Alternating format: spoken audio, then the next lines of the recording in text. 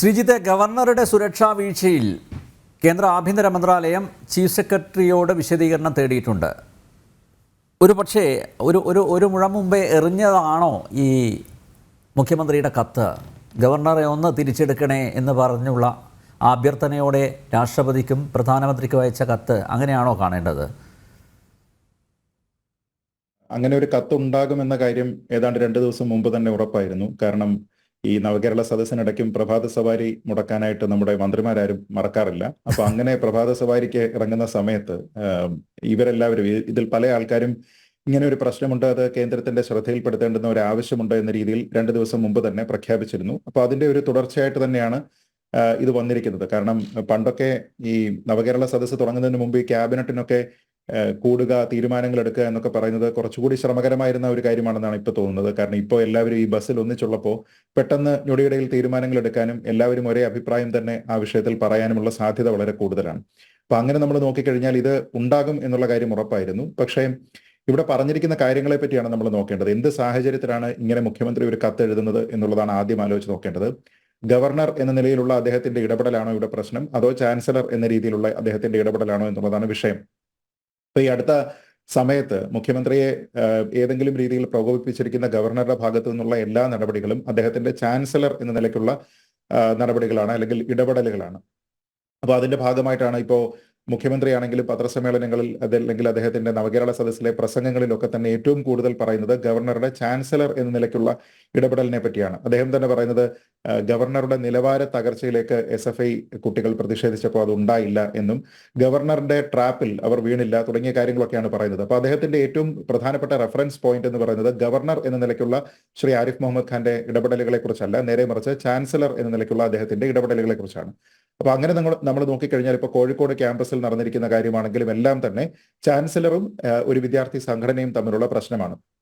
അതേ തുടർന്ന് തന്നെ ഈ വിദ്യാർത്ഥി സംഘടനയുടെ ആൾക്കാർ അല്ലെങ്കിൽ അതിന്റെ ഭാഗത്തു നിന്നൊരു പ്രകോപനപരമായിട്ടുള്ള ഒരു സന്ദേശം ഉണ്ടായതായിട്ട് നമ്മൾ കണ്ടു. അതായത് ഈ പോലീസിന്റെ സംരക്ഷണയിൽ നിന്നുകൊണ്ടാണ് അദ്ദേഹം ഇത്തരത്തിലുള്ള കാര്യങ്ങളൊക്കെ ചെയ്യുന്നത് എന്ന് പറയുമ്പോഴാണ് എനിക്ക് പോലീസ് സംരക്ഷണം ആവശ്യമില്ല എന്ന് പറഞ്ഞുകൊണ്ട് പ്രത്യേകിച്ചൊന്നും അറിയിക്കാതെ അദ്ദേഹം അവിടെ നിന്ന് പോകുന്നതും ഈ കോഴിക്കോട് മിഠായി തെരുവിൽ ആൾക്കാരുടെ ഇടയിലേക്ക് അദ്ദേഹം കടന്നു വരുന്നതും അവിടെയുള്ള ആൾക്കാരെ കാണുന്നതും ഒക്കെ തന്നെ വളരെ വലിയ സൗഹൃദത്തോടു കൂടിയിട്ടാണ് പെരുമാറുന്നത്. അദ്ദേഹത്തിന് ഇങ്ങോട്ട് കിട്ടുന്ന ഒരു റെസ്പോൺസും ആ രീതിയിൽ തന്നെയാണ്. അതുകൊണ്ടാണ് ഞാൻ തന്നെ ഒരു വേള പറഞ്ഞത് കേരളത്തിൽ നടക്കുന്ന യഥാർത്ഥ നവകേരള യാത്ര എന്നത് അവിടെ കോഴിക്കോട്ടെ തെരുവിൽ ഗവർണർ നടത്തിയ യാത്രയാണ് എന്നുള്ളത്. കാരണം വലിയ സെക്യൂരിറ്റി ഒന്നും ഇല്ലാതെ തന്നെ ഏറ്റവും വലിയ സ്നേഹത്തോടു കൂടി തന്നെ ആൾക്കാർ അദ്ദേഹത്തിനോട് പെരുമാറുന്നു. അദ്ദേഹത്തിനെതിരെ വലിയ ജനവികാരമുണ്ട് എന്ന രീതിയിൽ ഒരു ഇടത് പ്രചാരണം നടക്കുന്നതിനിടയിലാണ് മുൻകൂട്ടി തയ്യാറാക്കിയിരിക്കുന്ന അജണ്ടയല്ല, മുൻകൂട്ടി തയ്യാറാക്കിയിരിക്കുന്ന ആൾക്കാരല്ല, ആ തെരുവിൽ ആ സമയത്ത് ആരൊക്കെ ഒത്തുകൂടിയിട്ടുണ്ടോ അവരുമായിട്ടാണ് അദ്ദേഹം സൗഹൃദം പങ്കുവെക്കുന്നത്.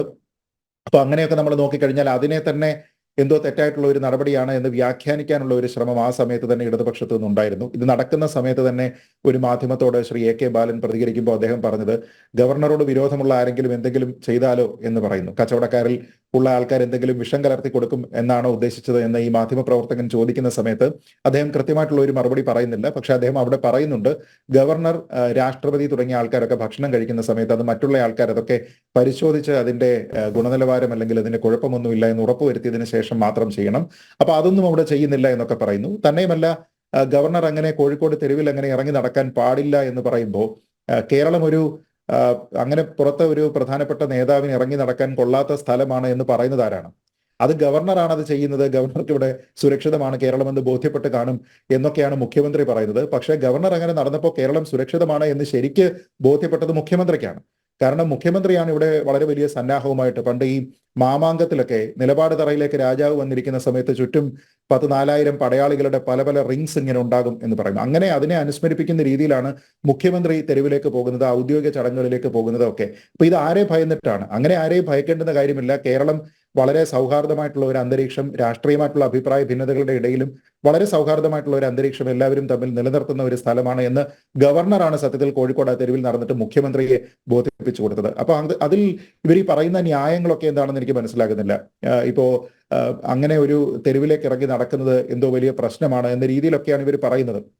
അതിനെ അപ്പൊ ഈ ചാൻസലർ എന്ന നിലയ്ക്ക് രാഷ്ട്രപതിക്കോ അല്ലെങ്കിൽ പ്രധാനമന്ത്രിക്കോ ഇവർക്കൊന്നും തന്നെ യാതൊരു വിധത്തിലുള്ള പരാതിയും പറയാനുള്ള ഇടമില്ലാത്തത് കൊണ്ട് ഇതിൽ പ്രോട്ടോകോൾ അദ്ദേഹം തുടർച്ചയായിട്ട് ലംഘിക്കുന്നു എന്നും നേരത്തെയുള്ള, അതായത് വർഷങ്ങളായിട്ടുള്ള ഒരു വിഷയം, ഈ ബില്ലുകളിൽ അദ്ദേഹം തീരുമാനമെടുക്കാൻ കാലതാമസം വരുത്തുന്നു എന്നൊക്കെ പറഞ്ഞുകൊണ്ട് ഉന്നതാധികാരികൾ എന്ന നിലയ്ക്കാണ് അദ്ദേഹം കേന്ദ്രത്തിന് അല്ലെങ്കിൽ രാഷ്ട്രപതിക്കൊക്കെ തന്നെ കത്തയക്കുന്നത്. അങ്ങനെ എന്തെങ്കിലും കത്തയച്ചതുകൊണ്ട് എന്തെങ്കിലും പ്രയോജനം ഉണ്ടാകും എന്ന് എനിക്ക് തോന്നുന്നില്ല. കാരണം സംഘപരിവാർ അജണ്ട നടപ്പാക്കാനാണ് ഗവർണർ ഇവിടെ ശ്രമിക്കുന്നത് എന്നാണ് വിദ്യാർത്ഥി സംഘടന തൊട്ട് മുഖ്യമന്ത്രി ശ്രീ പിണറായി വിജയൻ തന്നെ ആവർത്തിക്കുന്നത്. അത് അവരുടെ ബാനറുകളിൽ അല്ലെങ്കിൽ അവരുടെ പരസ്യ സ്റ്റേറ്റ്മെന്റുകളിലൊക്കെ തന്നെ വരുന്ന കാര്യമാണ്. അപ്പോൾ ഒരാൾ ഒറ്റയ്ക്ക് നിന്നിട്ട് ഇവിടെ സംഘപരിവാർ അജണ്ട നടത്തേണ്ടുന്ന എന്തെങ്കിലും പ്രത്യേകമായിട്ടുള്ള ഒരു ആവശ്യം ശ്രീ ആരിഫ് മുഹമ്മദ് ഖാന് മാത്രമായിട്ട് ഉണ്ടാകേണ്ടതില്ല. അങ്ങനെ ഒരു അജണ്ട നടപ്പാക്കുകയാണെങ്കിൽ ആ അജണ്ട നടപ്പാക്കുന്നത് അദ്ദേഹത്തിന് താല്പര്യമുള്ള രാഷ്ട്രീയ പ്രസ്ഥാനത്തിന്റെ പിന്തുണയോട് കൂടിയായിരിക്കും. അങ്ങനെയാണെങ്കിൽ ഈ പ്രധാനമന്ത്രി ഏത് രാഷ്ട്രീയ പ്രസ്ഥാനത്തിലുള്ള ആളാണ്? അദ്ദേഹം സംഘപരിവാറിൽ ഏതൊക്കെ സംഘടനകളിൽ പ്രവർത്തിച്ചിട്ടുണ്ട്? രാഷ്ട്രപതി ആയിരിക്കുന്ന വ്യക്തി ഏതൊക്കെ സംഘപരിവാർ സംഘടനകളിൽ പ്രവർത്തിച്ചിട്ടുണ്ട്? തുടങ്ങിയ കാര്യങ്ങളൊക്കെ തന്നെ മുഖ്യമന്ത്രി ഒന്നുകൂടി ഒന്ന് ആലോചിച്ച് നോക്കുന്നത് നന്നായിരിക്കും. അപ്പൊ എനിക്ക് തോന്നുന്നത് ഇത് പ്രത്യേകിച്ച് എന്തെങ്കിലും ഒരു റിസൾട്ട് ഓറിയന്റഡ് ആയിട്ടുള്ള ഒരു അപ്രോച്ച് അല്ല. നേരെ മറിച്ച് ഇങ്ങനെ വലിയൊരു വിമർശനം സംസ്ഥാന സർക്കാരിന്റെ ഭാഗത്ത് നിന്ന് ഗവർണർക്കെതിരായിട്ടുണ്ട് എന്നും ഞങ്ങളുടെ ഔദ്യോഗികമായിട്ടുള്ള ഒരു നിലപാട് ഇതാണെന്നും ഞങ്ങൾക്ക് ഈ ഗവർണറെ താല്പര്യമില്ല എന്നും ഓൺ റെക്കോർഡ് വരുത്തുന്നതിന് വേണ്ടിയിട്ടുള്ള ഒരു സ്റ്റണ്ട് എന്നതിനപ്പുറത്തേക്ക് മറ്റൊന്നുമില്ല. ഇത് നമ്മൾ പല വിഷയങ്ങളിൽ കണ്ടിട്ടുണ്ട്. ഇപ്പോൾ ഗവർണറെ തിരിച്ചു വിളിക്കണമെന്ന് അവകാശപ്പെടാനായിട്ടുള്ള എന്തെങ്കിലും പ്രത്യേക സവിശേഷ അധികാരം ഒരു സംസ്ഥാനത്തിനുണ്ടോ എന്ന് ചോദിച്ചാൽ തീർച്ചയായിട്ടും ഇല്ല.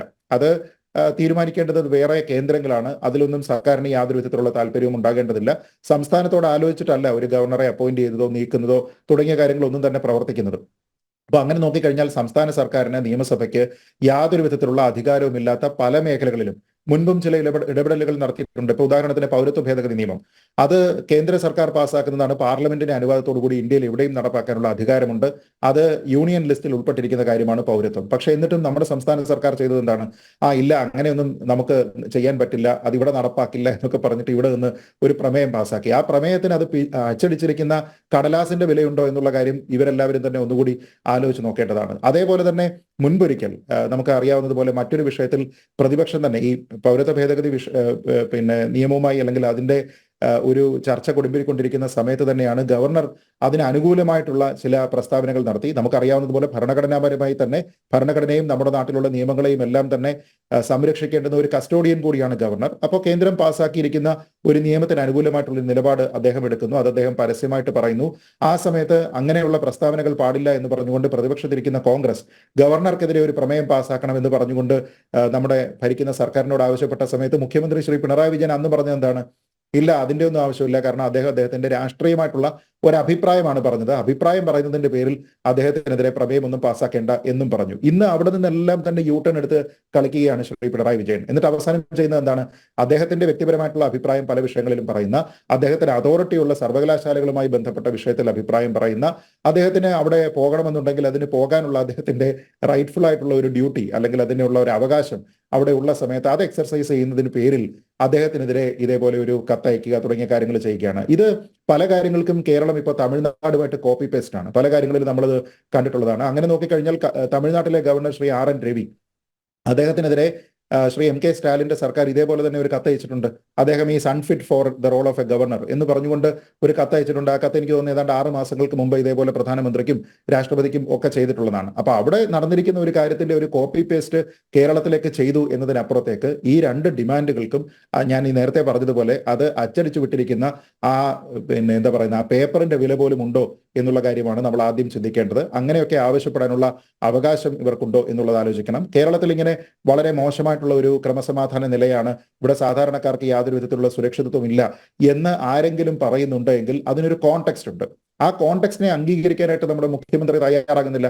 അദ്ദേഹം ആവർത്തിച്ച് പറയുന്നത് എത്രയോ ദിവസങ്ങൾക്ക് മുമ്പ് തന്നെ തുടങ്ങിയിരിക്കുന്ന CPM അനുഭാവികളുടെ അടി, അല്ലെങ്കിൽ പ്രവർത്തകരായിട്ടുള്ള ആൾക്കാർ, അവരുടെ അനുഭാവികളായിട്ടുള്ള ആൾക്കാർ, ഒപ്പം ഇരിക്കുന്ന ആൾക്കാരെ പോലും തല്ലുന്ന ആൾക്കാരാണ്. അപ്പൊ പിന്നെ എന്ത് മര്യാദയാണ്, എന്ത് മാന്യതയാണ് ഇവര് എതിർ രാഷ്ട്രീയ കക്ഷികളിലുള്ള ആൾക്കാരോട് കാണിക്കുക? ആ ചെയ്യുന്ന കാര്യത്തിന് ഇന്നും രക്ഷാപ്രവർത്തനമാണ് എന്ന് ആവർത്തിച്ച് പറയുന്ന, തന്റെ ഗവൺമെന്റ് അദ്ദേഹത്തിന്റെ ചുമതലകൾക്ക് അപ്പുറത്തേക്ക് പോയിക്കൊണ്ട് ചില അനാവശ്യ ഇടപെടലുകൾ നടത്തുമ്പോൾ ആ കാര്യത്തിനെ തള്ളി പറയാത്ത ഒരു മുഖ്യമന്ത്രിയാണ് ഇവിടെ പറയുന്നത്. അപ്പോൾ അദ്ദേഹത്തിന്റെ ഇടപെടലുകൾ, ഇവിടെ നടക്കുന്ന അക്രമ സംഭവങ്ങളെക്കുറിച്ചുള്ള അദ്ദേഹത്തിന്റെ നിരീക്ഷണം തുടങ്ങിയ കാര്യങ്ങളൊന്നും തന്നെ ഒരു ലോ ആൻഡ് ഓർഡർ നിലനിൽക്കുന്ന ഒരു സംസ്ഥാനത്ത് അതിന്റെ അധികാര ചുമതലയുള്ള ഒരു വ്യക്തിയുടെ ഭാഗത്തു നിന്ന് ഉണ്ടാകാൻ പാടില്ലാത്ത രീതിയിലുള്ള പ്രസ്താവനകളായിരിക്കുമ്പോൾ ഇവിടുത്തെ ലോ ആൻഡ് ഓർഡറിൽ എന്തെങ്കിലും പ്രശ്നമുണ്ട് എന്ന് ആരെങ്കിലും പറഞ്ഞു കഴിഞ്ഞാൽ അതെങ്ങനെയാണ് തെറ്റായിട്ടുള്ള ഒരു അഭിപ്രായമാകുന്നത്?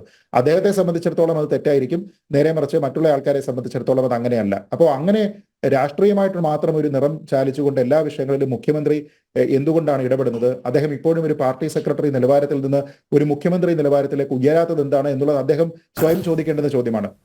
നമുക്കറിയാം, ദൗർഭാഗ്യകരമായിട്ട് അദ്ദേഹം പറയുന്നതിന് ശരിയാണ് എന്ന് പറയുന്ന ഒരു യെസ്മാൻ സ്വഭാവമുള്ള ആൾക്കാർ മാത്രമാണ് അദ്ദേഹത്തിന്റെ മിനിസ്ട്രിയിലുള്ളത് എന്നുള്ളത് നമുക്കറിയാം. അതുകൊണ്ട് തന്നെ അദ്ദേഹം എടുക്കുന്ന തീരുമാനങ്ങളെ ആരെങ്കിലും ചോദ്യം ചെയ്യുന്നതിനോ എതിർക്കുന്നതിനോ ആരും തയ്യാറാകുമെന്ന് എനിക്ക് തോന്നുന്നില്ല. ഘടകകക്ഷികളായിട്ടുള്ള ആൾക്കാർ പോലും എന്തോ ഒരു ഔദാര്യം എന്ന നിലയ്ക്ക് പല കാര്യങ്ങളെയും കാണുന്നു എന്നതിനപ്പുറത്തേക്ക് അവരുടെ രാഷ്ട്രീയമായിട്ടുള്ള അവരുടെ പ്രസ്ഥാനങ്ങൾ എന്താണോ ഒരു ശൈലി പിന്തുടർന്ന് വന്നിരുന്നത് അത് മുന്നോട്ട് വെച്ചുകൊണ്ട് പല കാര്യങ്ങളെയും ചോദ്യം ചെയ്യാനായിട്ട് അവർ തയ്യാറാകുന്നില്ല. അപ്പോൾ രാജാവ് പറയുന്നതെല്ലാം ശരിയാണ് എന്ന് വിചാരിക്കുന്ന മന്ത്രിമാരുള്ള ഒരു കോർട്ട്, അതിനപ്പുറത്തേക്ക് മറ്റൊന്നുമില്ല ഇന്ന് കേരളത്തിന്റെ ക്യാബിനറ്റ് എന്നാണ് നമ്മൾ മനസ്സിലാക്കേണ്ടത്. അങ്ങനെ തിരുത്തപ്പെടാൻ, സ്വയം തിരുത്താൻ ഒരാൾ തയ്യാറാകുന്നില്ല, അദ്ദേഹത്തെ തിരുത്താനായിട്ട് അദ്ദേഹത്തിനോടൊപ്പമുള്ള ആൾക്കാർ തയ്യാറാകുന്നില്ല, അദ്ദേഹത്തിന്റെ ഘടകകക്ഷികളായിട്ടുള്ള ആൾക്കാർ തയ്യാറാകുന്നില്ല. ഇതാണ് ഇവിടുത്തെ ഏറ്റവും വലിയ ദുരവസ്ഥ. അപ്പൊ അങ്ങനെയുള്ള ഒരു ദുരവസ്ഥ നിലനിൽക്കുന്ന ഒരു സംസ്ഥാനത്തിൽ ശരിയായ രീതിയിൽ തന്റെ ചുമതലാ ബോധത്തിനെ കുറിച്ച് കൃത്യമായിട്ടുള്ള ധാരണയുള്ള ഒരു ഗവർണർ ചില ഇടപെടലുകൾ ഗവർണർ എന്ന നിലയ്ക്കും ചാൻസലർ എന്ന നിലയ്ക്കും നടത്തുമ്പോൾ അത് തെറ്റാണ് എന്ന് പറഞ്ഞുകൊണ്ട് നാളെ അച്ഛനെ വിളിച്ചുകൊണ്ട് വന്നിട്ട് ക്ലാസ്സിൽ കയറാവൂ എന്നൊക്കെ പറയുന്ന രീതിയിൽ ഒരു കത്ത് കൊടുക്കുന്നത് പോലെ നിങ്ങൾ ഇങ്ങോട്ടേക്ക് അയച്ചിരിക്കുന്ന ആളിനെ ദയവായി തിരിച്ചു വിളിക്കൂ എന്നൊക്കെ പറഞ്ഞുകൊണ്ട് ഒരു കത്ത് അയച്ചത് കൊണ്ട് യാതൊരു വിധത്തിലുള്ള പ്രയോജനവുമില്ല. അങ്ങനെ ഒരു പ്രയോജനവുമില്ല എന്നറിയാവുന്ന ഒന്നാമത്തെ ആളും ശ്രീ പിണറായി വിജയനാണ്. പക്ഷേ ഇത് അണികൾക്ക് മുന്നിൽ നേരത്തെ ഈ പറഞ്ഞതുപോലെ ഒരു വിലയുമില്ലാത്ത കാര്യങ്ങളിലൊക്കെ തന്നെ അഭിപ്രായം പറയാൻ യാതൊരു വിധത്തിലുള്ള വോയിസും ഇല്ലാത്ത വിഷയങ്ങളിൽ പോലും അഭിപ്രായം പറഞ്ഞ് നിയമസഭയുടെ സമയം അനാവശ്യമായിട്ട് പാഴാക്കി പ്രമേയം അവതരിപ്പിക്കുകയും ഒക്കെ ചെയ്യുന്ന അതേ ശൈലി തന്നെ പിന്തുടരുകയാണ്. ഇതെല്ലാം തന്നെ ഇവർ കേറ്റർ ചെയ്യുന്ന ഒരു ഓഡിയൻസ് ഉണ്ട്. അതിൽ CPM-കാരുണ്ട്, CPM-കാരോടൊപ്പം നിൽക്കുന്ന മറ്റാൾക്കാരുണ്ട്. അങ്ങനെയുള്ള ആൾക്കാരുടെ ആശയ്ക്കും ആവേശത്തിനും ഒത്ത് കളിക്കുന്നതിന് വേണ്ടിയിട്ട് ഈ ഗാലറിക്ക് വേണ്ടിയിട്ടുള്ള ഒരു കളി എന്നതിനപ്പുറത്തേക്ക് ഇതിൽ യാതൊരു വിധത്തിലുള്ള കാര്യവുമില്ല എന്ന് ഏറ്റവും കൃത്യമായിട്ട് അറിയാവുന്ന ആൾ ശ്രീ പിണറായി വിജയനാണ്.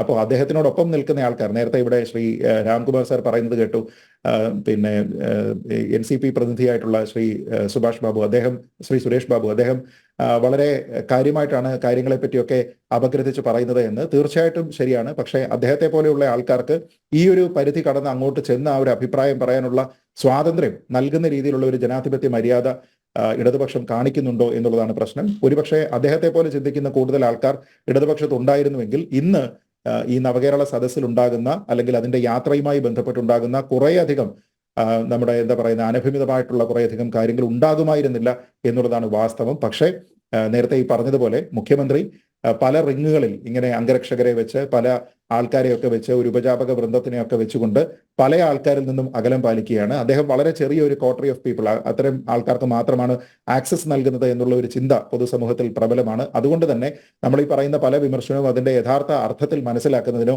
ഒരു തിരുത്തലിന് വേണ്ടിയിട്ടോ മുഖ്യമന്ത്രി തയ്യാറാകുന്നില്ല. അതല്ല എങ്കിൽ പൂച്ചട്ടി കൊണ്ടോ ഹെൽമെറ്റ് കൊണ്ടോ ഒരു മനുഷ്യന്റെ തലക്കടിച്ചിട്ട് ഇത്രയും ദിവസമായിട്ട് അതിന്റെ വീഡിയോ ഇവിടെ വളരെ വ്യാപകമായിട്ട് പ്രചരിച്ചിട്ടും അതിന് രക്ഷാപ്രവർത്തനം എന്ന നിലപാടിൽ നിന്ന് ഒരല്പം പോലും വിട്ടുവീഴ്ച ചെയ്യാതെ അത് ആവർത്തിച്ചു കൊണ്ടിരിക്കുന്ന ഒരു മുഖ്യമന്ത്രി എന്ത് സന്ദേശമാണ് കേരളത്തിന്റെ സുരക്ഷിതത്വവുമായി ബന്ധപ്പെട്ട് അദ്ദേഹത്തിന്റെ പാർട്ടിക്കാരുടെ സ്വഭാവവുമായി ബന്ധപ്പെട്ട് കേരള സമൂഹത്തിന് മുന്നിൽ നൽകുന്നത് എന്ന് എനിക്ക് സത്യമായിട്ട് മനസ്സിലാകുന്നില്ല. ശ്രീനൽ. യെസ്, അഡ്വക്കേറ്റ് സുരേഷ് ബാബു, ശ്രീത്ത് പറഞ്ഞ പോലെ ഗാലറിയുടെ കയ്യടി കിട്ടാൻ വേണ്ടിയുള്ള ഒരു കസർത്ത്, അതിനപ്പുറത്തേക്ക് ഈ കത്തിനെ കാണാൻ സാധിക്കുമോ? പ്രയോഗം കൊണ്ട് ഞാൻ അതിനോട് വിയോജിക്കുന്നുള്ള ആളാണ്. പക്ഷേ ഈ കത്ത് കൊണ്ടൊരു പ്രയോജനം ഉണ്ടാകും എന്ന വിശ്വാസം എനിക്കില്ല. പക്ഷേ കത്ത് കൊണ്ടൊരു പ്രയോജനം ഉണ്ടാവില്ല. കത്ത് അയക്കേണ്ടുന്നത്, കത്ത് കൊടുക്കേണ്ടുന്നത് ഇത്തരം സംഭവ വികാസങ്ങൾ കേരളത്തിൻ്റെ സമൂഹത്തിൽ, പൊതുസമൂഹത്തിൽ ബഹുമാനപ്പെട്ട ഗവർണറുടെ ഭാഗത്ത് നിന്ന് ഉണ്ടാകുന്നുണ്ട് എന്ന് ഉത്തരവാദപ്പെട്ടവർ, ഇതറിയാത്തവരൊന്നുമല്ല. കേരളത്തിലെ ഇന്ത്യ രാജ്യത്തിൻ്റെ രാഷ്ട്രപതി ആയാലും പ്രധാനമന്ത്രി ആയാലും ഇതൊക്കെ കൃത്യമായി അറിയും. നമ്മളൊക്കെ അറിയുന്നതിൻ്റെ മുമ്പേ അവരറിയും. അതിനുള്ള സംവിധാനങ്ങളൊക്കെ ഉള്ള ആളുകളാണല്ലോ, അല്ല സ്ഥാപനങ്ങളാണല്ലോ അവർ വഹിക്കുന്ന സ്ഥാനങ്ങളൊക്കെ. അപ്പോൾ അറിയും. പക്ഷെ എന്നാലും ഇത്തരം സ്ഥാപനങ്ങളിലെ ചെറിയ സ്ഥാനങ്ങൾ വഹിക്കുന്ന ആളുകളുടെ ഭാഗത്തു നിന്ന് ഇത് അവരെ ഇൻറ്റിമേറ്റ് ചെയ്യാനുള്ള ചുമതല അവർക്കുണ്ട് എന്ന ബോധ്യത്തിൻ്റെ അടിസ്ഥാനത്തിലാണ് അവരത് ചെയ്യുന്നത്. തമിഴ്നാട്ടിലെ മുഖ്യമന്ത്രിയും കേരളത്തിലെ മുഖ്യമന്ത്രിയും ഒക്കെ അത് ചെയ്തത് അതാണ്. നിങ്ങൾ ഞങ്ങളോടൊരു ഒന്നും പറഞ്ഞില്ലല്ലോ ഇന്നലെ എന്നൊന്നും നാളെ അവർ പറയാതിരിക്കുന്നതിന് വേണ്ടിയാണ് ഈ നടപടികൾ. വക്കീലെ, ഒരു കാര്യം കൂടി, അതായത് ഈ ഗവർണർ മിഠായി തെരുവിൽ നടത്തിയല്ലേ യഥാർത്ഥ നവകേരള യാത്ര അല്ലേ? ഇപ്പോൾ നോക്കൂ, നവകേരള യാത്ര അതിൻ്റെ ഉദ്ദേശ്യ ലക്ഷ്യങ്ങളെക്കുറിച്ച് മുഖ്യമന്ത്രി പറഞ്ഞത് ജനങ്ങളിലേക്ക് ഇറങ്ങിച്ചെല്ലുന്നു, അവരിൽ നിന്ന് പരാതി സ്വീകരിക്കുന്നു, നേരിട്ട് അവരെ കേൾക്കുന്നു എന്നൊക്കെയാണ്. അതൊന്നും നടന്നിട്ടില്ല. രാവിലത്തെ മിഷ്ടാന ഭക്ഷണം അത് മാത്രമാണ് ഹൈലൈറ്റായിട്ട് മാറിയത്.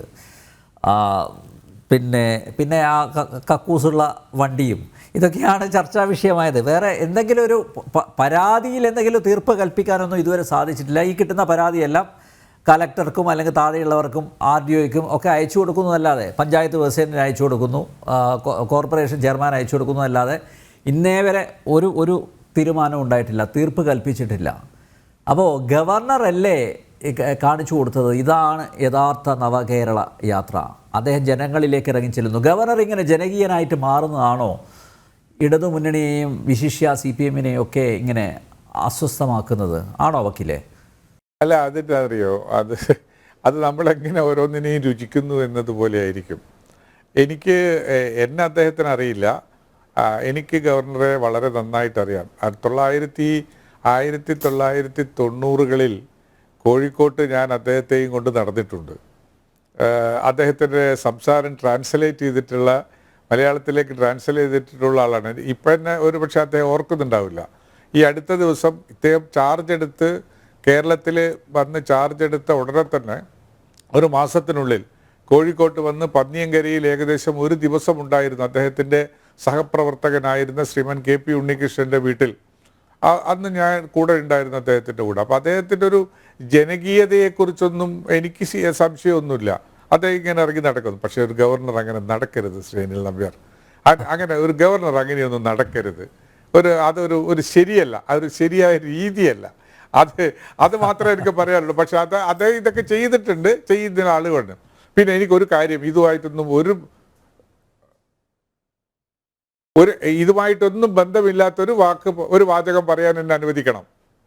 നമ്മുടെ ചർച്ചയായിട്ട് ഒരു ബന്ധവുമില്ലാത്ത അത് ശ്രീ രാംകുമാർ സാറിനോടാണ് എനിക്ക് പറയാനുള്ളത്. അദ്ദേഹത്തിനോട് എനിക്ക് പറയാനുള്ളത്, അദ്ദേഹം എന്നെ സുഹൃത്ത് എന്ന് വിളിച്ചതിൽ എനിക്ക് വിഷമമുണ്ട്. അദ്ദേഹം എൻ്റെ ഗുരുനാഥനാണ്, ഞാൻ അദ്ദേഹത്തിൻ്റെ ശിഷ്യനാണ്. അപ്പോൾ അദ്ദേഹത്തിൻ്റെ സുഹൃത്താകാൻ മാത്രമുള്ള ഔന്നത്യം എനിക്കില്ല. അതുകൊണ്ട് അദ്ദേഹം എന്നോട് അങ്ങനെ ഒരു കരുണ കാണിക്കണമെന്ന് എനിക്കൊരു അഭ്യർത്ഥനയുണ്ട്. നമ്മുടെ ചർച്ചയായിട്ട് ബന്ധമില്ലാത്തൊരു വിഷയമാണ്. ഞാൻ എത്രയോ ആഴത്തിൽ ബഹുമാനിക്കുന്ന ഒരു ബഹുമാന്യനായ ഒരു അഭിഭാഷക ഗുരുവാണ് അദ്ദേഹം.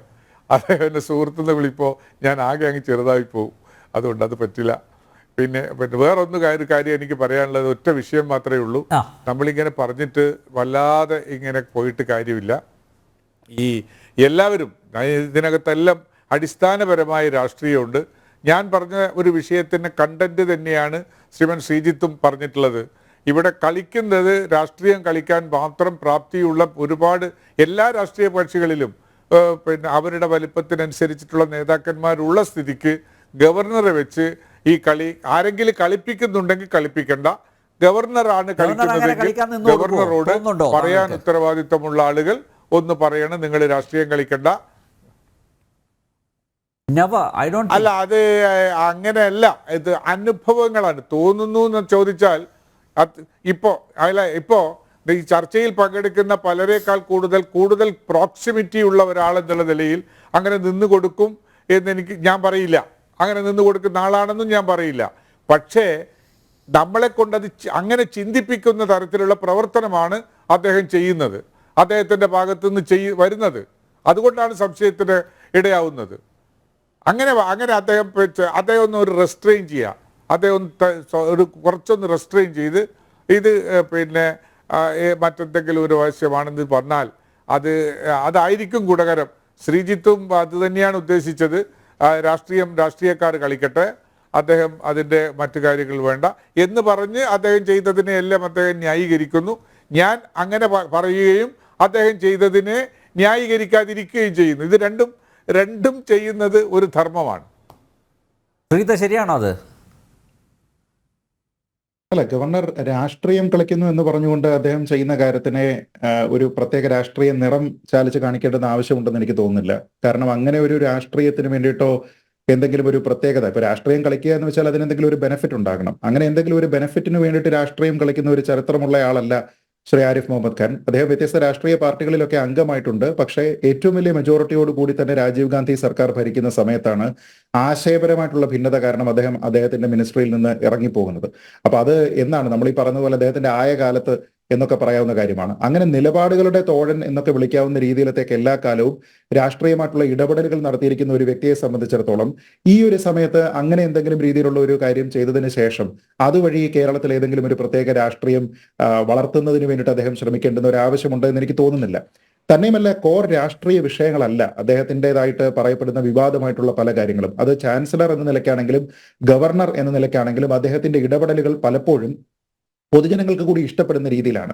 അതിപ്പോ ലോകായുക്തയുടെ കാര്യത്തിലാണെങ്കിലും അതല്ലെങ്കിൽ വളരെ വിവാദമായിട്ടുള്ള പല വിഷയങ്ങൾ, ചാൻസലർ എങ്ങനെയാണ് അപ്പോയിന്റ് ചെയ്യപ്പെടേണ്ടത്, ഗവർണറെ ചാൻസലർ സ്ഥാനത്ത് നിന്ന് മാറ്റണോ തുടങ്ങിയ കാര്യങ്ങളുമായി ബന്ധപ്പെട്ടിട്ടാണെങ്കിലും CPM-ന്റെ പല പ്രധാനപ്പെട്ട നേതാക്കന്മാരുടെയും ഭാര്യമാരുടെ അനധികൃത നിയമനത്തിൽ അദ്ദേഹം എടുത്തിരിക്കുന്ന തീരുമാനമാണെങ്കിലും ഇതൊക്കെ തന്നെ പൊതുസമൂഹം എങ്ങനെയാണോ ചിന്തിക്കുന്നത് അതുമായി ബന്ധപ്പെട്ട കാര്യമാണ്. നമ്മളൊരു കാര്യം ഇവിടെ ആലോചിക്കേണ്ടത്, ഇതൊന്നും തന്നെ അദ്ദേഹം സ്വന്തമായിട്ടൊരു നിലപാടെടുത്തിട്ട് അതിലേക്ക് എടുത്തു ചാടിയ വിഷയങ്ങളൊന്നുമല്ല. പലതിലും ഇൻഡസ്ട്രിയിലുള്ള, അതായത് ഇൻഡസ്ട്രി എന്ന് ഞാൻ ഉദ്ദേശിച്ചത് വിദ്യാഭ്യാസവുമായി ബന്ധപ്പെട്ടിട്ടാണെങ്കിലും മറ്റേതെങ്കിലും ഒരു റെലവന്റ് മേഖലയിൽ നിന്ന് ബന്ധപ്പെട്ടിട്ടാണെങ്കിലും അതിൽ നിന്നെല്ലാമുള്ള ആൾക്കാരുടെ റെപ്രസെന്റേഷൻ അദ്ദേഹത്തിന്റെ അടുത്തേക്ക് എത്തിയിട്ടുണ്ട്. ഇപ്പൊ സർവകലാശാല വിഷയങ്ങളുമായി ബന്ധപ്പെട്ട് നേരിട്ട് അദ്ദേഹം ഒരു തീരുമാനം എടുക്കുന്നതല്ല പലപ്പോഴും. അത് സേവ് യൂണിവേഴ്സിറ്റി ഫോറം പോലെയുള്ള അല്ലെങ്കിൽ അങ്ങനെ വിദ്യാഭ്യാസ സംരക്ഷണം ഉറപ്പുവരുത്തണം എന്ന് ചിന്തിക്കുന്ന ഒരു വിഭാഗം ആൾക്കാരുടെ പല റെപ്രസെന്റേഷൻ അദ്ദേഹത്തിന്റെ അടുത്തേക്ക് ചെന്നിട്ടുണ്ട്. മറ്റുള്ള പല വിഷയങ്ങളിലും അദ്ദേഹം അഭിപ്രായം പറയുന്നതെല്ലാം തന്നെ ഇങ്ങനെ കിട്ടിയിരിക്കുന്ന ഇൻപുട്ടുകൾ വെച്ചിട്ടാണ്. അപ്പൊ ആ ഇൻപുട്ട് കൊടുക്കുന്ന ആൾക്കാരിൽ രാഷ്ട്രീയക്കാരുണ്ട്, സാംസ്കാരികമായിട്ടുള്ള സംഘടനകളുമായി ബന്ധപ്പെട്ട ആൾക്കാരുണ്ട്, സാമൂഹ്യ പ്രവർത്തകരുണ്ട്, പൊതുപ്രവർത്തകരുണ്ട്, ഒരു മേഖലയിലെ വിദഗ്ധരായിട്ടുള്ള ആൾക്കാരുണ്ട്, ഇങ്ങനെ നിരവധി ആൾക്കാരുണ്ട്. അവരോടെല്ലാം തന്നെ കൺസൾട്ട് ചെയ്തതിന് ശേഷം ഒരു അഭിപ്രായ രൂപീകരണം നടത്തി അദ്ദേഹത്തിന്റെ ബൗണ്ടറിക്കുള്ളിൽ നിന്നുകൊണ്ടാണ് അദ്ദേഹം ഈ അഭിപ്രായം പറയുന്നത്. അതിന് പുറത്തേക്ക് പോയിട്ടല്ല. നമ്മൾ ഈ പലപ്പോഴും കൺവെൻഷനലായിട്ട് കാണുന്ന ഒരു ഗവർണർ ഇമേജിലേക്ക് അദ്ദേഹം ഫിറ്റ് ആകുന്നില്ല എന്നുള്ളതാണ് നമ്മുടെ പ്രശ്നം. ഈ ഇദ്ദേഹത്തെ വിമർശിക്കുന്ന പല ആൾക്കാരെയും സംബന്ധിച്ചിടത്തോളം ഗവർണർ മിണ്ടാൻ പാടില്ല, ഗവർണർ ഈ കാര്യത്തിൽ അഭിപ്രായം പറയാൻ പാടില്ല, ഗവർണർ ഇറങ്ങി നടക്കാൻ പാടില്ല എന്നൊക്കെയാണ് പറയുന്നത്. നമ്മുടെ നാട്ടിൽ സ്ത്രീകളായിട്ടുള്ള ആൾക്കാർ വരെ രാത്രി നടക്കട്ടെ എന്ന് പറഞ്ഞുകൊണ്ട് അവർക്ക് ആത്മവിശ്വാസം നൽകുന്നതിന് വേണ്ടിയിട്ട് രാത്രി നടത്തം വരെ പല സംഘടനകളും ചേർന്ന് നടത്തുന്ന ഒരു സ്ഥലത്താണ് നമ്മൾ പറയുന്നത് ഒരു ഗവർണർ ഇറങ്ങി നടക്കാൻ പാടില്ല, അതൊന്നും ശരിയായ സന്ദേശമല്ല നൽകുന്നതെന്ന്. എന്താണ് അതിൽ തെറ്റായിട്ടുള്ള സന്ദേശം? ആൾക്കാരുടെ ഇടയിലേക്ക് ഇറങ്ങുക, ചെല്ലുക. നമുക്ക് ഈ സെക്യൂരിറ്റി ആസ്പെക്റ്റുകളൊക്കെ മനസ്സിലാക്കാം, അത് ശരിയാണ്. അങ്ങനെയുള്ള ഒരു ത്രെട്ട് ഉണ്ടെങ്കിൽ അദ്ദേഹത്തിനെ ആരാണ് അപായപ്പെടുത്താൻ പോകുന്നത്? ഇപ്പൊ നേരത്തെ പറഞ്ഞതുപോലെ ഈ മിഠായി തെരുവിൽ അദ്ദേഹം പോകുന്ന സമയത്ത് അദ്ദേഹത്തിനെ ആർക്കെങ്കിലും അപായപ്പെടുത്തണമെന്നുണ്ടെങ്കിൽ അത് ആരായിരിക്കും? എന്തായാലും ഈ പറയുന്ന രാഷ്ട്രീയക്കാരൊന്നും ആയിരിക്കത്തില്ലല്ലോ. രക്ഷാപ്രവർത്തനം നടത്താൻ പോകുന്ന ചില ആൾക്കാരായിരിക്കുമല്ലോ. അപ്പോൾ രക്ഷാപ്രവർത്തനം നടത്താൻ പോകുന്ന ആൾക്കാരെ നിങ്ങൾ നിയന്ത്രിച്ച് നിർത്തുക, അത്രേ പറയാനുള്ളൂ. അവരോട് പറഞ്ഞു കൊടുക്കുക, നോക്കൂ, ഗവർണർ എന്നല്ല, ഇവിടെ നടന്നു പോകുന്ന ആർക്കും അങ്ങനെ ഇറങ്ങിപ്പോകാനുള്ള ഒരു സ്വാതന്ത്ര്യമുള്ള ഒരു നാടാണ് നമ്മുടേത്. ആൾക്കാർക്ക് ആർട്ടിക്കിൾ 21 അനുസരിച്ചിട്ട് നമ്മുടെ രാജ്യത്ത് അന്തസ്സോടുകൂടി ജീവിക്കാനുള്ള ഒരു അവകാശമുണ്ട്. രാജ്യത്ത് എവിടെയും നടക്കാനും യാത്ര ചെയ്യാനും എല്ലാമുള്ള അവകാശമുണ്ട്. അങ്ങനെയുള്ള അവകാശം ആരെങ്കിലും ഒരാൾ എക്സസൈസ് ചെയ്യുന്നുണ്ടെങ്കിൽ അതിനെ പ്രൊമോട്ട് ചെയ്യാനാണ് നമ്മൾ ശ്രമിക്കേണ്ടത്. നോക്കൂ, ഗവർണറായിട്ടുള്ള നമ്മൾ പറയല്ലേ, ഭരണത്തലവൻ എന്ന് പറയുന്നത് കോൺസ്റ്റിറ്റ്യൂഷനിലെ ഒരു സംസ്ഥാനത്തിന്റെ ഹെഡ് എന്ന് പറയുന്നത് ആരാണ്? ഗവർണറാണ്. ആ ഗവർണർക്ക് ഇറങ്ങി നടക്കാം, അദ്ദേഹത്തിന് ആൾക്കാരുടെ അടുത്തേക്ക് പോകാം, ആൾക്കാർക്ക് അദ്ദേഹത്തിന്റെ വായിലേക്ക് ഹൽവ വെച്ച് കൊടുക്കാം, കുട്ടികളെ അദ്ദേഹത്തിന് എടുക്കാം, ഫോട്ടോ എടുക്കാം, ഇതൊക്കെ ചെയ്യാം. പക്ഷേ നമ്മൾ ജനപ്രതിനിധിയല്ല, ഗവർണർ ഒരു ജനപ്രതിനിധിയല്ല. ജനപ്രതിനിധികളായിട്ടുള്ള ആൾക്കാർ നമ്മളെ ഇദ്ദേഹം ഭരിക്കട്ടെ എന്ന് പറഞ്ഞുകൊണ്ട് നമ്മൾ ആ ചുമതല, അധികാരത്തിന്റെ ദണ്ട് ഏൽപ്പിക്കുന്ന ആൾക്കാർ, ആ ആൾക്കാർക്ക് ഇതൊന്നും വയ്യാന്നേ. ആ ആൾക്കാരുടെ പെരുമാറ്റവും നമ്മൾ ഇവിടെ കാണുന്നതാണല്ലോ. സാനിറ്റൈസർ നീട്ടുന്ന കുട്ടിയുടെ കൈ തട്ടി മാറ്റുക, ഇതൊക്കെ നമ്മൾ കണ്ടതല്ലേ. അപ്പൊ നേരെ മറിച്ച് അങ്ങനെയാണോ നമ്മൾ പെരുമാറേണ്ടത്? ഞാൻ അദ്ദേഹത്തിനോടൊപ്പം, ഗവർണറോടൊപ്പം വന്ദേ ഭാരത് ട്രെയിനിൽ യാത്ര ചെയ്തിട്ടുള്ളതാണ്. ആ ഒരു കോച്ചിലുണ്ടായിരുന്ന ഏതാണ്ട് എല്ലാ മനുഷ്യരും അദ്ദേഹത്തിനോടൊപ്പം വന്ന് നിന്ന് ഫോട്ടോ എടുത്തിട്ട് പോയതാണ്. അപ്പൊ ഈ രണ്ടുപേരിരിക്കുന്ന സീറ്റാണ്, അതിൽ നിന്ന് അദ്ദേഹത്തിന്റെ അംഗരക്ഷകനും മറ്റുമാണ് ഒപ്പമുള്ളത്. ആ ആളിനോട് അദ്ദേഹം എണീറ്റ് മാറി മറ്റൊരു സീറ്റിൽ പോയിരിക്കാൻ പറയുന്നു. ഈ സീറ്റ് ഒഴിച്ചിട്ടിരിക്കുകയാണ്. അവിടെ ആർക്കും വരാം, അദ്ദേഹത്തിനോടൊപ്പം ഇരിക്കാം, സംസാരിക്കാം, ഫോട്ടോ എടുക്കാം, പോകാം. കൊച്ചു കുട്ടികളൊക്കെ ഉണ്ടെങ്കിൽ അദ്ദേഹം എടുത്ത് മടിയിൽ വെച്ചിട്ട് ഫോട്ടോയ്ക്ക് പോസ് ചെയ്യും. അങ്ങനെ ഇരിക്കുകയാണ്. അപ്പോൾ ജനകീയനായിട്ടുള്ള ആളാണ് അദ്ദേഹം. എന്തെങ്കിലും പ്രത്യേകിച്ച് ഒരു PR നടത്തിയിട്ടല്ല, ഞാനിവിടെ ഇന്ന മാറ്റം കൊണ്ടുവന്നു എന്ന് അവകാശപ്പെട്ടിട്ടല്ല. നേരെ മറിച്ച് അദ്ദേഹത്തിൻ്റെതായിട്ടുള്ള കോൺസ്റ്റിറ്റ്യൂഷണൽ റൈറ്റ്സ് എക്സസൈസ് ചെയ്യുന്നു. ചാൻസലർ എന്ന രീതിയിൽ പലപ്പോഴും റബ്ബർ സ്റ്റാമ്പ് ആയിരിക്കുന്ന ആൾക്കാർ, അങ്ങനെയുള്ള ആൾക്കാരെയാണ് പലപ്പോഴും നമ്മൾ കണ്ടിട്ടുള്ളത്. എന്നാൽ അവിടെ ചില ഇടപെടലുകൾ നടത്തുന്നു. ഞാനൊന്ന് ചോദിക്കട്ടെ, കേരളത്തിന്റെ ഒരു പഴയ 5 ഗവർണർമാരെ പറ്റി പറയാൻ പറഞ്ഞാൽ ഈ ചർച്ചയിൽ ഇപ്പൊ ഇരിക്കുന്ന എത്ര പേർക്ക് കൃത്യമായിട്ടൊരു സീക്വൻഷ്യൽ ഓർഡറിൽ പറയാൻ കഴിയും? നമ്മളൊന്ന് ഓർത്തെടുക്കേണ്ടി വരും. ഇതാരായിരുന്നു, ഇങ്ങനെ ഒരാൾ ഇവിടെ ഉണ്ടായിരുന്നോ തുടങ്ങിയ കാര്യങ്ങൾ. അപ്പൊ പലപ്പോഴും ഈ ഗവർണർ അല്ലെങ്കിൽ ചാൻസലർ പദവിയിൽ ഇരിക്കുന്ന ആൾക്കാരെന്നൊക്കെ പറഞ്ഞാൽ വന്ന് സൈലന്റ് ആയിട്ട് അവിടെ ഇരുന്ന് കളമൊഴിഞ്ഞു പോകുന്ന ആൾക്കാരാണ്. നേരെ മറിച്ച് എനിക്ക് കോൺസ്റ്റിറ്റ്യൂഷനിലെ ഇന്ന അവകാശങ്ങളുണ്ട്, ഞാൻ വിളിച്ചാൽ ഒരു കാര്യത്തിനെ പറ്റി എൻ്റെ അടുത്ത് വന്ന് വിശദീകരിക്കാനുള്ള ഭരണഘടനാപരമായിട്ടുള്ള ധാർമ്മികത, ബാധ്യത മുഖ്യമന്ത്രിക്കും മറ്റു മന്ത്രിമാർക്കും ഉണ്ട്, എനിക്ക് ബോധ്യപ്പെട്ട ഒരു കാര്യത്തിൽ മാത്രമേ ഞാൻ ഒപ്പിടൂ തുടങ്ങിയ കാര്യങ്ങൾ ഒരാൾ പറയുക എന്ന് പറയുമ്പോൾ നമ്മൾ വെറുതെ അല്ലല്ലോ ഇതൊക്കെ ഇങ്ങനെ ഉണ്ടാക്കി വെച്ചിരിക്കുന്നത്. ഇപ്പോൾ അസംബ്ലി പാസ്സാക്കുന്ന കാര്യത്തിനെ അതേപോലെ ഇറ വരച്ചിട്ട് ഒപ്പിട്ടിട്ട് അങ്ങോട്ട് കൊടുക്കാൻ വേണ്ടിയിട്ടുള്ള പദവി മാത്രമാണ് ഗവർണർ എന്ന് ഒരു ആലങ്കാരിക പദവി മാത്രമായിരുന്നുവെങ്കിൽ അസംബ്ലി പാസ്സാക്കുന്ന സമയത്ത് അതങ്ങ് നിയമമായാൽ മതിയല്ലോ. അപ്പൊ എന്തിനാണ് അത് അങ്ങനെയല്ല എന്ന് ഒരു ചെക്ക് ഇവിടെ വെച്ചിരിക്കുന്നത്? വെറുതെ ഒരാളിന് ശമ്പളം കൊടുക്കാൻ വേണ്ടിയിട്ട് ഒരു ഗവർണർ പദവി സൃഷ്ടിക്കുന്നതിന് വേണ്ടിയിട്ടല്ലോ. അപ്പൊ ഇത് കോൺസ്റ്റിറ്റ്യൂഷണൽ ആയിട്ടുള്ള ഒരു ചെക്കാണ്. അംബേദ്കർ തന്നെ ഭരണഘടനാ അസംബ്ലിയിൽ നമുക്കറിയാം ആ ചർച്ചകൾ നടക്കുന്ന സമയത്ത് ഇന്ന് പലപ്പോഴും ആൾക്കാർ പറയുന്ന ഒരു ആക്ഷേപ പദമായിട്ട് ഉപയോഗിക്കുന്നുണ്ട്, കേന്ദ്ര സർക്കാരിന്റെ ഏജന്റാണ് ഗവർണർ എന്നൊക്കെ പറഞ്ഞിട്ട്. ഈ ഭരണഘടനാ അസംബ്ലി ഡിബേറ്റുകൾ എടുത്ത് നോക്കിക്കോളൂ. അവിടെ അംബേദ്കർ ഉൾപ്പെടെയുള്ള ആൾക്കാർ അവിടെ ചർച്ച ചെയ്യുമ്പോൾ പറയുന്നത് governor is not merely an agent but he's an agency of the centre എന്നാണ് പറയുന്നത്. അപ്പൊ സെൻട്രൽ ഗവൺമെന്റിന്റെ ഏജൻസി പോലെ തന്നെ പ്രവർത്തിക്കേണ്ടുന്ന ഒരു സംവിധാനമാണ്.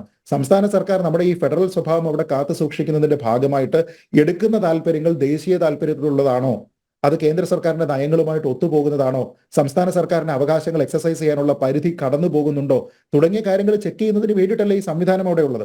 അപ്പൊ അതിൽ റീസണബിൾ ആയിട്ടുള്ള ഒരു ടൈം ലിമിറ്റ് ഒക്കെ ഒരു ബില്ല് പാസ്സാക്കുന്നതുമായി ബന്ധപ്പെട്ട് ഉണ്ടാകണം എന്ന് പറഞ്ഞാൽ അത് മനസ്സിലാക്കാം. അപ്പൊ അതിന് ഇത്ര കാലപരിധി ഉണ്ടാകണം, അല്ലെങ്കിൽ ഒരു 6 മാസം അല്ലെങ്കിൽ ഒരു 3 മാസം, അത് വെച്ചോളൂ. നിലവിലതില്ല. അപ്പൊ ഇല്ലാത്ത ഒരു നിയമം അനുസരിച്ച് നമ്മൾ കളിക്കണം എന്ന് പറയുന്നതിൽ കാര്യമില്ല. അതുകൊണ്ട് അത് കേന്ദ്ര സർക്കാരിന് അല്ലെങ്കിൽ രാഷ്ട്രപതിക്ക് അത് റിസർവ് ചെയ്തിരിക്കുകയാണ്. രാഷ്ട്രപതി അതിൽ തീരുമാനമെടുക്കുന്നത് എങ്ങനെയാണ്? കേന്ദ്ര സർക്കാരിന്റെ ശുപാർശ കൂടി സ്വീകരിച്ചതിന് ശേഷമായിരിക്കും. അപ്പൊ അങ്ങനെ കോൺസ്റ്റിറ്റ്യൂഷണലായിട്ട് ഓരോരുത്തർക്കും ഓരോ അധികാര പരിധി അവിടെ വെച്ചിരിക്കുമ്പോൾ അതിൽ നിന്നാണോ ഗവർണർ കളിക്കുന്നത് എന്നുള്ളത് മാത്രം നോക്കിയാൽ പോരെ. അതിൽ നിന്ന് ഗവർണർ പുറത്തേക്ക് പോയിട്ട് ചെയ്തിരിക്കുന്ന കാര്യങ്ങൾ എന്താണ്? അതിൽ നമുക്ക് അദ്ദേഹത്തെ വിമർശിക്കാം. നേരെ മറിച്ച് അദ്ദേഹം അവിടെ മിണ്ടാതെ ഇരുന്നു കൊള്ളണം, അദ്ദേഹം രാജ്ഭവന്റെ പുറത്തിറങ്ങാൻ പാടില്ല, അദ്ദേഹം നടക്കാൻ പാടില്ല എന്നൊക്കെ പറയുന്നത് എന്ത് വിഡ്ഢിത്തമായിട്ടുള്ള കാര്യങ്ങളാണ്. ഇങ്ങനെയാണ് ഈ മാറ്റങ്ങൾ ഉണ്ടാകുന്നത്. നമ്മൾ ഈ പണ്ട് സാഹിബ് ഉണ്ടാക്കിയിരിക്കുന്ന അതേ കാര്യങ്ങൾ അതേപടി പിന്തുടരുക, രാജാവ് വരുന്നതിന് 10 അടി ദൂരെ മാത്രം മാറി ഈ പ്രജകൾ നിൽക്കുക തുടങ്ങിയ കാര്യങ്ങളൊക്കെ തന്നെ പരിഷ്കരിക്കേണ്ടിയിരിക്കുന്നു. അങ്ങനെ ജനങ്ങളിൽ ഒരാൾ തന്നെയാണ് ഗവർണർ, അല്ലാതെ പ്രത്യേകതയൊന്നുമില്ല എന്നൊരാൾ കാണിച്ചു തരാൻ വരുന്ന സമയത്ത് അല്ലല്ല അദ്ദേഹത്തിന് കുറെ അധികം പ്രത്യേകതകളുണ്ട്, അദ്ദേഹം അവിടെ നിന്നാൽ മതി, നമ്മളല്ല നമ്മുടെ റാൻ എന്ന് പറഞ്ഞുകൊണ്ട് ദൂരെ മാറി നിൽക്കാം എന്ന് ചിന്തിക്കുന്നത് ഇന്നത്തെ കാലത്തിലെ ഒരു പുരോഗമനമൊക്കെ പറയുന്ന, പ്രവൃത്തിയിലില്ല എങ്കിലും വാക്കുകളിലെങ്കിലും പറയുന്ന ഒരു പ്രസ്ഥാനത്തിനെ സംബന്ധിച്ചിടത്തോളം പറയാൻ പോലും കൊള്ളാവുന്ന ഒരു കാര്യമാണ് എന്നെനിക്ക് തോന്നുന്നില്ല. അപ്പോൾ ഗവർണർ കാണിച്ചിരിക്കുന്ന ഒരു മാതൃകയാണ്. മുഖ്യമന്ത്രി നാളെ അങ്ങനെ ആകട്ടെ, മുഖ്യമന്ത്രി കണ്ണൂരിൽ ഇറങ്ങി നടക്കട്ടെ, മറ്റുള്ള സ്ഥലങ്ങളിൽ നടക്കാൻ അദ്ദേഹത്തിന് എന്തെങ്കിലും രീതിയിലുള്ള ഇപ്പൊ ഈ എന്താ പറയുന്നത്, നമ്മളെ ഈ വടിവാളിന്റെ അല്ലെങ്കിൽ തോക്കിന്റെ ഗുണ്ടകളുടെ ഒക്കെ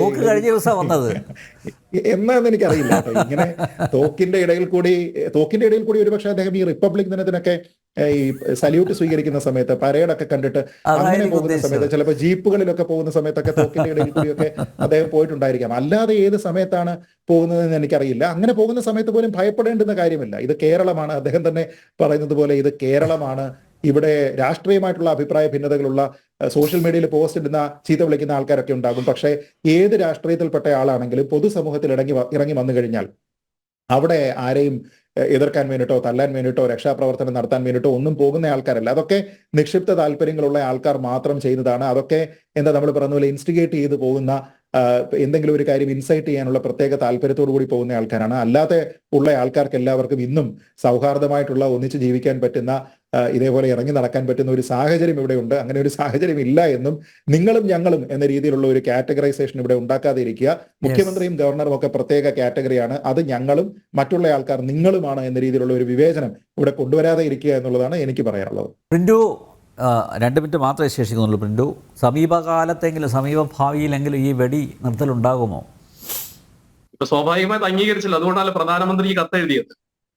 പ്രധാനമന്ത്രിക്കെതിരെയാണെങ്കിൽ രാഷ്ട്രപതിക്ക് കത്തെഴുതുക, ഇനിയിപ്പോ രാഷ്ട്രപതിക്കെതിരെയാണെങ്കിൽ ഐക്യരാഷ്ട്ര ജനറൽ സെക്രട്ടറി കത്തെഴുതുക. ഇതാണ് ഇപ്പൊ CPM-കാരുടെ പോളിസി. ഇപ്പൊ സുരേഷ് ബാബു സാറ് നേരത്തെ പറഞ്ഞു ഗവർണർ രാഷ്ട്രീയം കളിക്കുന്നു. ഇപ്പൊ 2 ക്യാപ്സൂളുകളാണ് ഇടതുപക്ഷം ഇറക്കിയിട്ടുള്ളത്. ഒന്ന് ഗവർണർ രാഷ്ട്രീയം കളിക്കുന്നു, മറ്റൊന്ന് ഗവർണറുടെ പിതാവിന്റെ സ്വത്തല്ല യൂണിവേഴ്സിറ്റികൾ. ഇതാണ് 2 ക്യാപ്സൂൾ. ഞാനൊന്ന് ചോദിക്കട്ടെ, എപ്പോഴാണ് കേരളത്തിൽ ഗവർണർ രാഷ്ട്രീയം കളിച്ചിട്ടുള്ളത്? ഭരണഘടനാ മൂല്യങ്ങളെ ഇവിടുത്തെ ഇടതുപക്ഷം ഇല്ല ഇല്ല ഇല്ല ബിന്ദു, അല്ല താങ്കൾ ക്ഷമിക്കണം, പറഞ്ഞതായിട്ടല്ല, അനിൽ തമ്പി, താങ്കൾ ഒരു പറഞ്ഞതായിട്ടല്ല.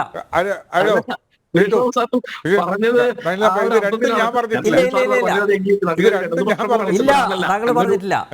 CPM-ന്റെ ക്യാപ്സ്യൂളിനെ കുറിച്ചാ പറഞ്ഞത്. അല്ലല്ല, ഒരർത്ഥമില്ല, ഒരർത്ഥമില്ല. ഞാൻ പറഞ്ഞ വാക്കിന്റെ അർത്ഥം മാത്രമേ എടുക്കാവൂ. അതെ, ഗോവിന്ദൻ മാഷയുടെ ക്യാപ്സൂള് ഇപ്പൊ അത് അങ്ങനെയാണല്ലോ അത് പറഞ്ഞത്. അപ്പൊ സ്വാഭാവികമായിട്ട് നമ്മളെ സംബന്ധിച്ചിടത്തോളം ജനാധിപത്യ മൂല്യങ്ങളെ ഉയർത്തിപ്പിടിച്ചുകൊണ്ട് കേരളത്തിൽ ഒരു ഗവർണർ ഉണ്ടായിരിക്കുന്നു. കമ്മ്യൂണിസ്റ്റ് സമഗ്രാധിപത്യം കേരളത്തിലെ യൂണിവേഴ്സിറ്റികൾ അനുവദിക്കില്ല. അവിടെ ജനാധിപത്യത്തിന്റെ പുത്തൻ വായു, ശുദ്ധവായു വന്നിരിക്കുന്നു. അപ്പൊ കണ്ടിവർ വിരളി പിടിച്ചുകൊണ്ട് ഇപ്പോൾ പ്രധാനമന്ത്രി അംഗീകരിച്ചല്ലോ, അത് തന്നെ വലിയൊരു ഭാഗ്യം. കാരണം ഇന്ത്യക്ക് സ്വാതന്ത്ര്യം കിട്ടിയിട്ട് 1947 സ്വാതന്ത്ര്യം കിട്ടിയിട്ട് 1954 ഹൈദരാബാദ് പാർട്ടി കോൺഗ്രസിൽ അംഗീകരിച്ചിട്ടുള്ളത്. അപ്പോ ഇന്ത്യയുടെ പ്രധാനമന്ത്രി നരേന്ദ്രമോദിയാണെന്നുള്ള കാര്യം അവർ അംഗീകരിച്ചിരിക്കുന്നു. അത് തന്നെ വളരെയധികം പോസിറ്റീവായിട്ടുള്ള ഒരു കാര്യമാണ്.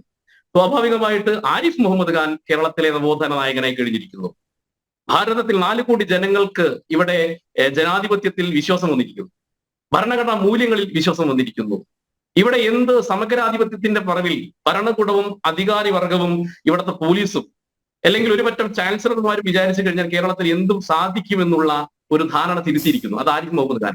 അപ്പൊ സ്വാഭാവികമായി ഭരണഘടനാ മൂല്യങ്ങൾ ഉയർത്തിപ്പിടിച്ച ഒരു ജനനായകനായി കേരളത്തിന്റെ ജനമനസ്സുകളിൽ ആരിഫ് മുഹമ്മദ് ഖാൻ എല്ലാ കാലഘട്ടത്തിലും ഉണ്ടാകും. അത് ഉണ്ടാക്കി കൊടുത്തത് കമ്മ്യൂണിസ്റ്റുകാരോട് വളരെയധികം നന്ദി കേരളത്തിലെ ജനങ്ങൾക്കുണ്ട്. പ്രബുദ്ധരായ ജനത എന്നും ആരിഫ് മുഹമ്മദ് ഖാന്റെ കൂടെ ഉണ്ടാകും. ഈ കമ്മ്യൂണിസ്റ്റ് സമഗ്രാധിപത്യത്തെ ചെറുത്തു തോൽപ്പിച്ചുകൊണ്ട് കേരളത്തിൽ പുതിയൊരു യുഗം വരാൻ സമയമായിരിക്കും. യെസ്, എന്തായാലും ഗവർണർ വീണ്ടും ഡൽഹിയിലേക്ക് പോയിട്ടുണ്ട്. എന്താണ് ഇനി സംഭവിക്കുക എന്ന് കാത്തിരുന്ന് കാണാം. ജന ഡിബേറ്റ് ഇവിടെ പൂർണ്ണമാകുന്നു. ചർച്ചയിൽ പങ്കെടുത്ത എല്ലാ അതിഥികൾക്കും നന്ദി. ഒപ്പം പ്രേക്ഷകർക്കും.